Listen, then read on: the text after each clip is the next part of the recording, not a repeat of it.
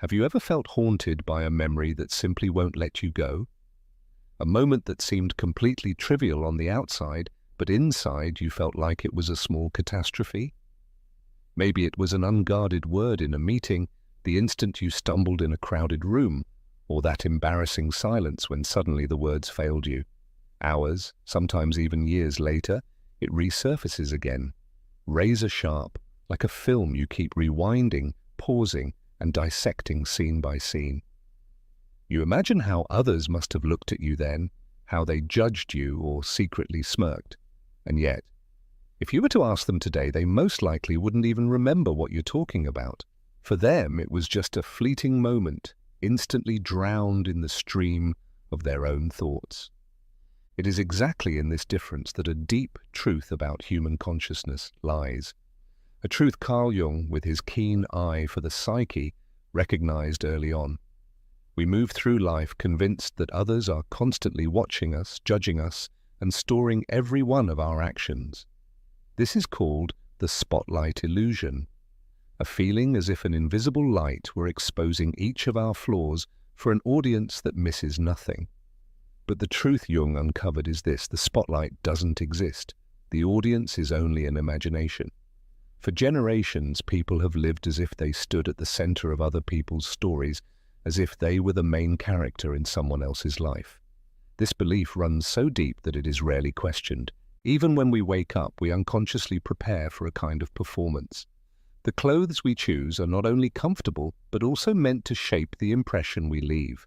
Our voice, the angle of a photo, the words we dare or don't dare to say, all of it is measured against an imaginary observer. Without realizing it, we spend much of our lives rehearsing for an audience that is in truth too busy with its own play.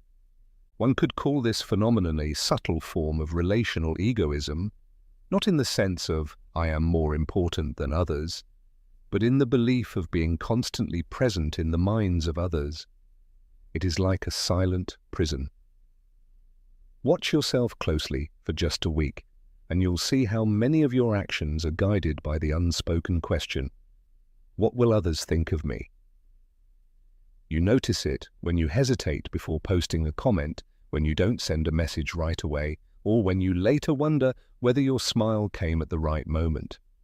This constant spinning in the mind becomes the background music of our lives, music no one else can hear. This very tension was what Carl Jung explored in his thoughts on persona and shadow. The persona is the mask we wear for others, the socially accepted role shaped by expectations. Over time, we confuse it with our true self. We invest energy to polish and defend this mask and fear it might crack. Meanwhile, our authentic self, which seeks wholeness rather than performance, remains hidden in the shadows. And the irony is obvious. While we endlessly worry about how we appear to others, they are doing exactly the same. Everyone is trapped in their own self-observation, rehearsing for an audience that is itself only rehearsing. What looks like genuine social connection is often just a chorus of lonely individual voices. Think of the nights you lay awake, replaying a conversation word for word, as if your worth hinged on each sentence. You probably analyzed gestures, pauses, and possible meanings, and yet, if you could look into the other person's mind, you'd find that they had long forgotten the whole thing, lost in their own doubts, fears, and spirals of thought. This awareness leads us to a deeper understanding of human anxiety. Most people live with a constant underlying social tension, not because they are inherently fragile or neurotic, but because they act according to a false model of social reality. They believe they are constantly judged, observed, and put under a microscope. But this microscope does not exist. The gaze of others is fleeting, distracted, entangled in their own concerns. Look closely at everyday life. Someone comes late to work and is convinced that everyone condemns him for it. In reality, hardly anyone notices Bernstein, and if they do, it is forgotten within minutes. Another person gives a presentation and torments herself afterward with the thought that every pause and every slip was noticed and laughed at. Meanwhile, colleagues are usually far too preoccupied with their own insecurities. Someone else avoids parties because he is sure that his reserve makes him seem boring. Another spends hours polishing every sentence in an email, afraid a wrong word could ruin his reputation. What all these experiences have in common is not reality but illusion. The one who thinks he was late overlooks that someone else arrived even later. The one who believes his presentation was a disaster forgets that he can barely recall the content of others' talks himself. The one who avoids social contact is not labeled boring, but simply goes unnoticed, because others are too occupied with themselves. And the one who endlessly edits emails does not realize that no one has the time or focus to read them so critically. Everyone is too trapped in the mirror of their own fears to truly notice the mistakes of others. Here lies Jung's liberating insight. If the audience isn't really watching, if the spotlight is only an illusion, then the possibility of being authentic remains. Realizing that no one pays us as much attention as we believe opens a door to freedom. It means we can be ourselves without the burden of constant self-staging. It means that the chains of imagined judgments can loosen, and that we no longer live for the reflection in other people's eyes, but for the truth that arises within ourselves. And this is where the paradoxical lesson emerges. The less we try to impress others, the more genuine our connections become. Life is a stage of quiet fears, a theatre where every actor believes all eyes are on him. In reality, everyone is busy trying to remember their own lines, control their gestures, and keep their fragile balance. We think an audience observes us mercilessly, but in fact this audience consists of equally nervous fellow actors drowning in their own insecurities. This illusion, already strong enough in everyday life, has grown immense in the age of social media. We have built platforms whose purpose is less about communication than about sustaining this deception, the illusion that our lives are spectacles others eagerly await. We post our breakfast as if it were a cultural event. We write down casual thoughts as if they were revelations. We present the smallest details of our day as if the world were watching intently. The more we stage these fragments, the more dependent we become on the fragile currency of validation. We edit photos, polish phrases, and select only the moments that show us in the best light. We invent stories that make our lives seem more harmonious, purposeful, and enviable than they actually are. But this shiny surface has its price. When the likes don't come, or the recognition is less than hoped for, doubts and unrest grow. And we forget that others are at the same time frantically maintaining their own performance. Everyone is so busy nurturing their own illusion that they hardly notice anyone else's. And here is where the first crack in this theatre of self-deception appears. Observe your own behavior. How do you really deal with the posts of others? You look at them for 1 or 2 seconds, maybe hit like automatically, and scroll on. Rarely do you stop. Rarely do you think deeply about the other person's life. Your attention is fragmented, superficial, restless. If this is how you perceive others' worlds, why believe their view of you is fundamentally different? Think of all the times you felt shame or embarrassment about something you said or did, convinced others would never forget. And then, weeks later, you realize no one remembers. The source of this distortion lies in what Carl Jung described as the fundamental asymmetry of inner experience. We ourselves have complete access to our inner life, to our thoughts, insecurities, hopes, and contradictions. We experience every small stir of our feelings and therefore see ourselves as uniquely complex beings. But when we look at others, we see only their outward actions, their gestures, their words, their outward reactions. You see all of that.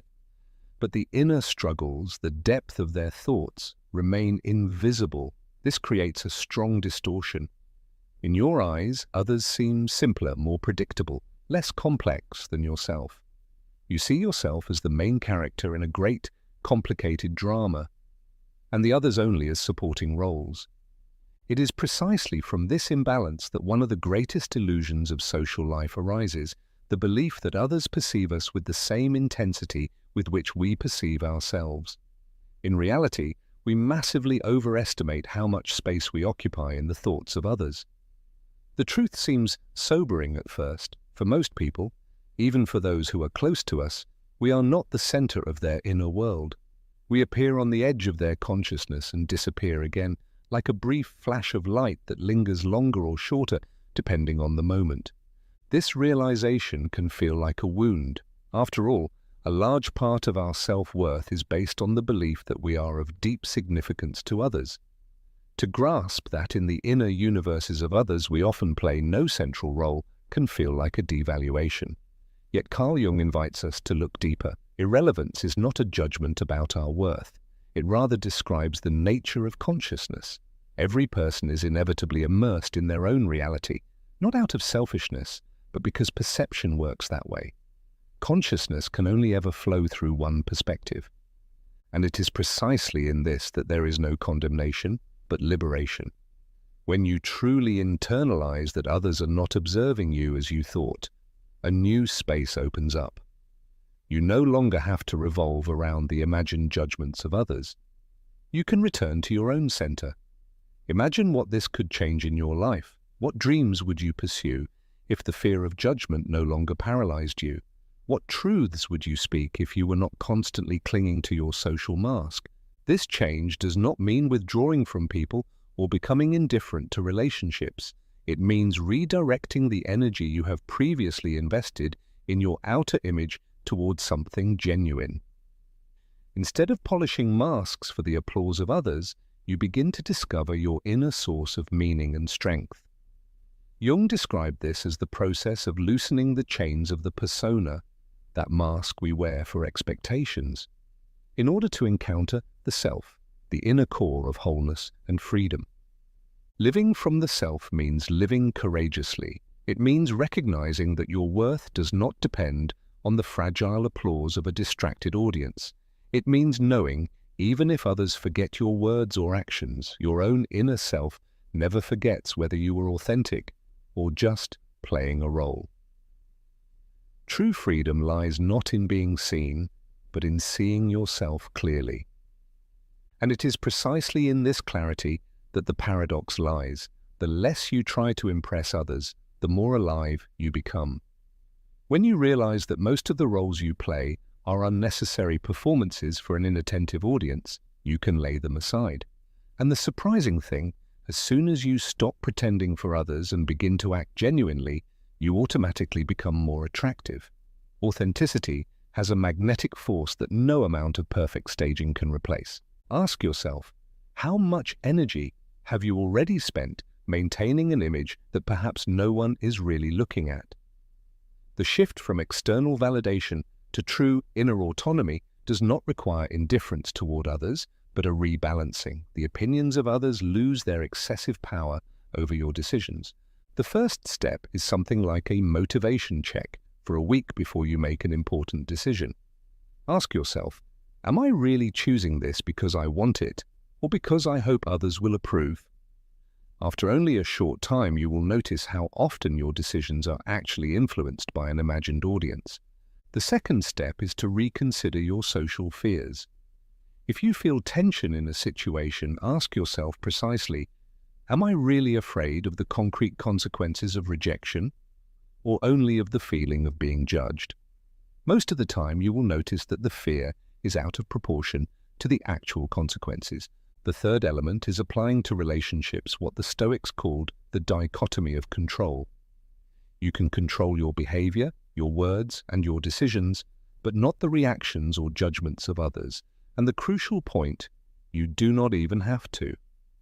An enlightening experiment is to observe your own attention toward others for a week. See how superficially you process most encounters, how quickly your thoughts return to your own worries. When someone tells you a personal story, do you really listen with full concentration, or are you already thinking about what you will say next? When you see a couple arguing in a restaurant, do you really analyze their relationship, or do you briefly notice the scene and then return to your own conversation? This observation shows you realistically how much genuine attention you yourself give, and how much you can expect in return.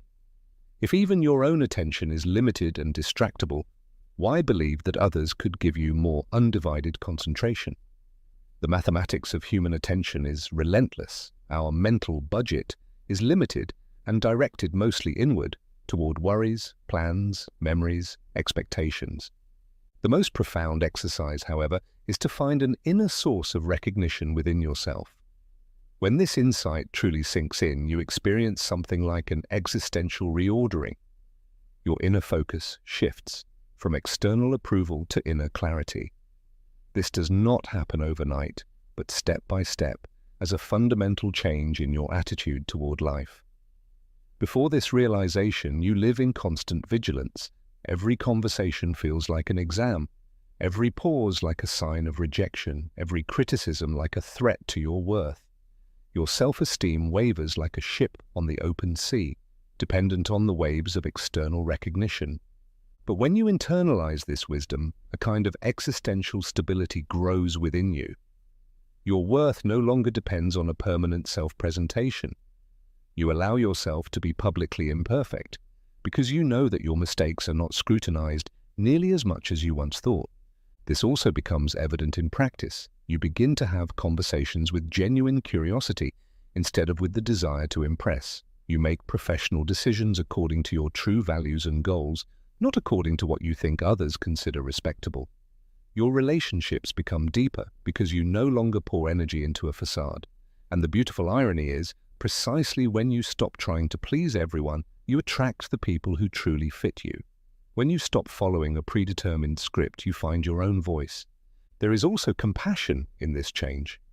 As soon as you recognize that others are just as trapped in their own dramas as you are in yours, you develop a deeper understanding of human nature. Criticism hurts you less because you understand. It often reflects the insecurity of the other person and is rarely an objective judgment about you. Imagine waking up tomorrow completely free from the need to impress anyone. Which areas of your life would immediately change? It is precisely this journey that leads us to a clear conclusion. Carl Jung would have emphasized, true freedom does not arise from dependence, but from the recognition of our fundamental solitude. When you accept that no one loves or validates you in the way you once imagined, you do not become less human. You become more deeply human. This realization does not diminish the value of relationships, but places them in a more realistic, paradoxically even more loving light. As soon as you stop constantly expecting validation from others, something decisive changes within you. You no longer enter relationships out of a sense of lack, no longer with the silent hunger for recognition, but from a feeling of inner wholeness. This is not just a psychological but an existential shift. Because when you realize that others, just like you, are trapped in their own labyrinth of fears, doubts, and hidden struggles, you stop demanding that they carry your self-esteem. Instead, you meet them with genuine understanding and compassion. Suddenly, you notice how much unnecessary energy you have invested for years in wearing masks, in adapting, in bending your truth for various expectations. This tiresome performance becomes unnecessary. The fear of judgment loses its power, and in its place arises a new way of being, one that is at the same time lonelier and yet more deeply connected. Lonelier because you realize that each of us lives in our own inner world, into which no one can fully enter. More connected because precisely this realization of loneliness forms the basis of true empathy.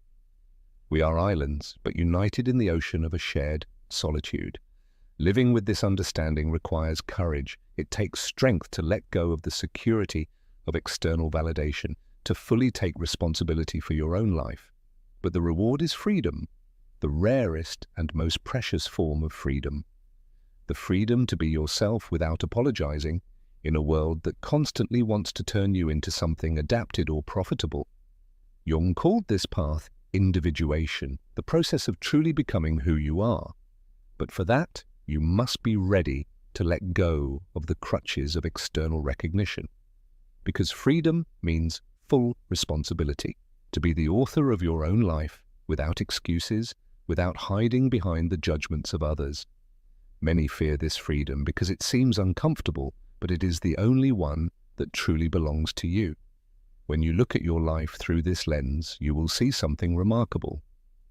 The decisive moments of your growth were not those in which you pleased everyone. They were the moments when you acted without permission, when you had the courage to be different, to accept misunderstandings or rejection, just to stay true to yourself. These moments were not comfortable, but they were transformative. And here lies a deep truth. When you free yourself from the prison of others' expectations, you also free them. You no longer unconsciously demand their constant approval. You allow them to truly meet you, not as an audience, but as fellow human beings. This kind of freedom radiates outward. It becomes a silent invitation for others to live their own truth as well. This is the silent revolution that Jung had in mind, not a revolution of systems, but an inner one in the way we see ourselves, others, and life. It begins with the simple but radical realization. People think about us far less than we believe, and precisely in this lies the doorway to liberation, because when the gaze of others is not constantly fixed on us, we are finally free to live as we truly are. Hence the question for you: how much of your life has so far been determined by the invisible chase for recognition? And how much greater could your life become if you freed yourself from it? Jung's wisdom urges us to see this not as theory, but as daily practice. Every time you put authenticity above approval, every time you listen to your inner voice instead of the noise of external expectations, the foundation of your freedom grows.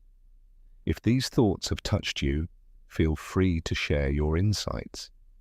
Maybe there is a point that has particularly struck you that you recognize in your own life.